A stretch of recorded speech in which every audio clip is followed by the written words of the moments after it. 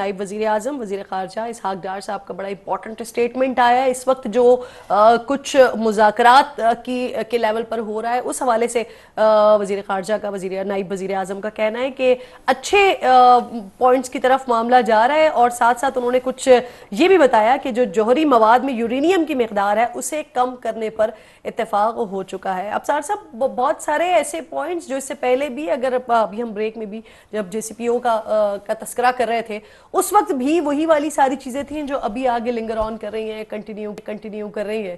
تو آپ کو اب لگتا ہے کہ جس طرح سے ہمارے پاس اطلاعات آ رہی ہیں یا خبریں آ رہی ہیں یورینیم کی مقدار کم ہونے کی بات ہو رہی ہے اس کے ساتھ ساتھ پھر وہ جو سب سے امپورٹنٹ ہے جو فروزن ایسٹس ہیں ایران کے جس کے حوالے سے ڈونلڈ ٹرمپ تو کچھ بھی دینے کو تیار نہیں ہے لیکن اطلاعات کچھ آ رہی ہیں کہ 6 ارب ڈالرز جو ہیں وہ قطر فوری طور پر آج اگر سائننگ ہو جاتی ہے تو قطر فوری طور پر ریلیز کر دے گا. یہ جو 60 دن کا ٹائم ہے اس میں یہی ساری چیزیں ڈسکس ہونی ہیں اور جو ایم او یو سائن ہوا ہے اس کے اندر جو کچھ ہے اس پہ عمل درآمد کرنا ہے. اب تو مرحلہ تو اصل یہی ہے وہ بھی بہت بڑا مرحلہ تھا وہ پورا ہوا تو اس کا یہ مطلب نہیں ہے کہ چیزیں ختم ہو گئی ہیں یا مسئلے ختم ہو گئے ہیں. اب اس میں جو طے ہوئی ہیں چیزیں اس پہ عمل درآمد کروانا ہے. اس میں ابھی تک ایک رکاوٹ ہے وہ ہے ساؤتھ لبنان. تو اگر وہ ہو گیا ورنہ اب دیکھیں نا ایران کی کامیابی کیا. ایران کی کامیابی یہ ہے کہ اس پہ 2 ملکوں نے مل کے حملہ کیا.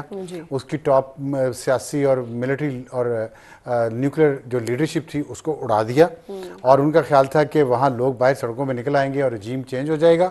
یہ سارا کچھ بیچا تھا نا نتنیاہو نے اور ہم 24 گھنٹے کے اندر اندر جیسے وینزویلا میں کیا ویسے ایران میں وہ نہیں ہوا. پہلی کامیابی تو وہ ہوئی ہے. اب اس کے بعد جو ایران نے وار آف ایٹریشن کی ہے اور اس میں اس کا جو مقام بن گیا اب گلف میں اور ریجن میں اب وہ اس کو استعمال کر رہا ہے اپنے فائدے کے لیے لیوریج کے طور پہ. اور سب جو لیوریج اس نے بنایا نا وہ ہے آبنائے ہرمز. اب وہ جیسے دیکھیں یہ بڑی ایک آپ کو تھوڑی سی عجیب بات لگے گی لیکن ہے یہ بڑی اہم کہ آبنائے ہرمز ایران میں ہے پرشین گلف ہے تمام عرب ممالک اور یہ سارا ریجن الگ ہے.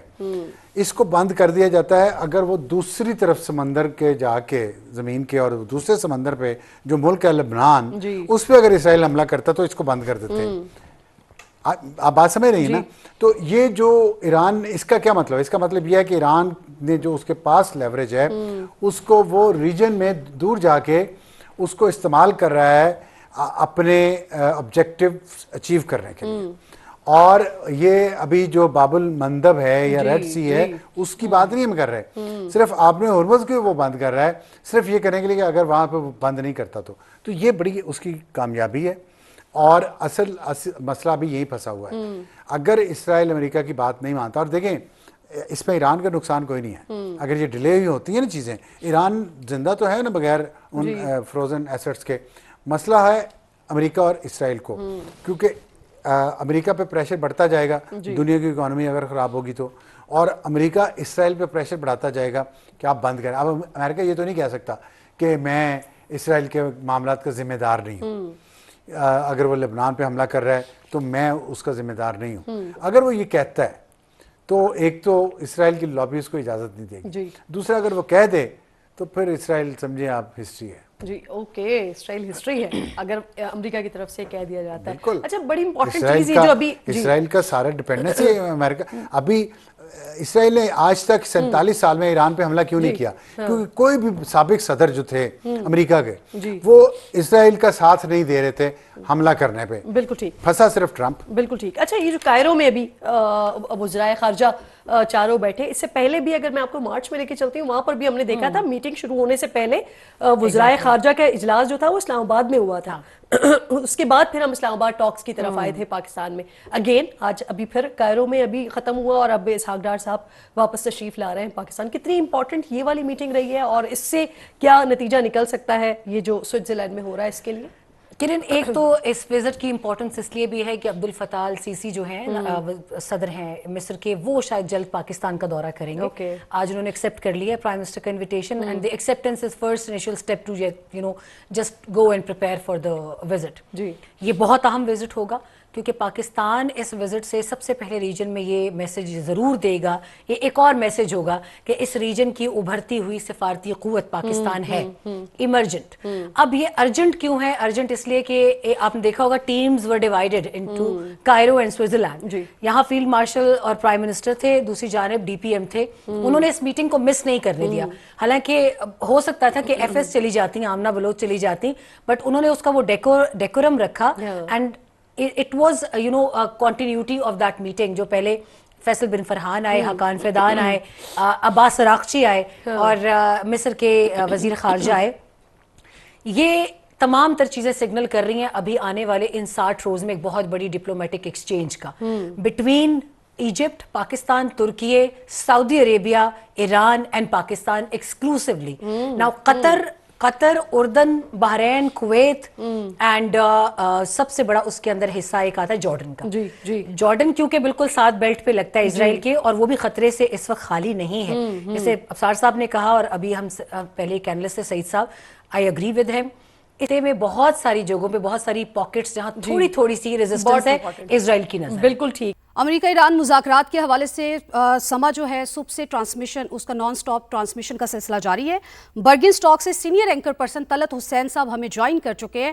وہاں پر اس وقت تازہ ترین صورتحال کیا ہے ان سے ہم جان لیتے ہیں.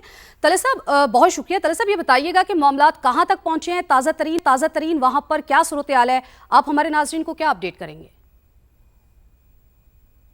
جی, اب سے تقریباً 10 منٹ پہلے تمام جو ڈیلیگیٹس ہیں اس اسکواڈ میٹنگ کے, جس کو پاکستان ماڈریٹ کر رہا ہے قطر کے ساتھ, وہ اپنے اپنے ہولڈنگ رومز میں واپس چلے گئے ہیں.